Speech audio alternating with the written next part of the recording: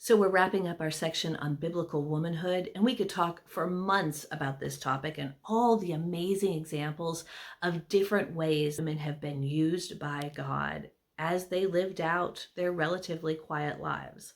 So I wanted to talk about some first century business that is outside of the Bible. In the Bible, we read this section in 1 Timothy 5 about the widows. Apparently, this was kind of a big deal because by the time you got to the Apostolic Constitution, about 300 AD, there were older women, deaconesses, who were often widows, who were basically employees of the early church. All of their care and feeding was taken care of by the church. And in return, they did the work of the church among the women and among the poor and visiting people in prison. So here's kind of the quote.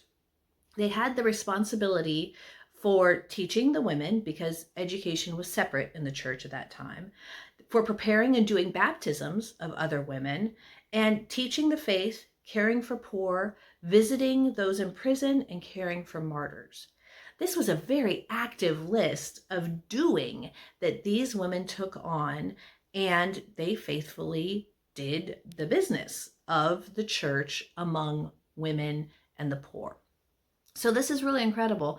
And sadly, it takes a darker turn when you go to Pliny the Younger, who was a governor in a far-flung Roman province. He writes a letter to the Emperor Trajan, where he says, "I deemed it necessary to put two maidservants who are called deaconesses to the torture in order to ascertain what is the truth." And the truth in this case was about Christianity. What do they actually believe? What's actually going on?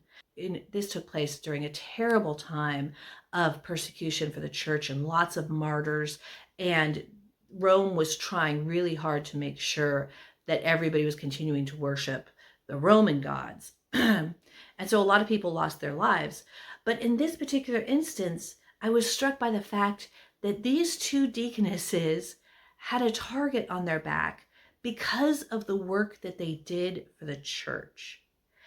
And I couldn't help but reflect, in a similar circumstance at this day and age, would I have a target on my back? Am I doing the work of the church like these women were, in a way that was exceptional, in a way that was all-encompassing in their life, in a way that was a light?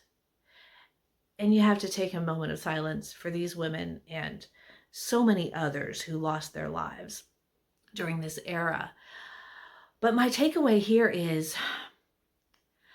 as a woman who is trying to follow God, I need to make sure that while I acknowledge the authority of men in my life and I submit to my husband, that I'm not being passive about my faith, and that I'm not allowing other people to shoulder the responsibility for what I am called to do and who I am called to be.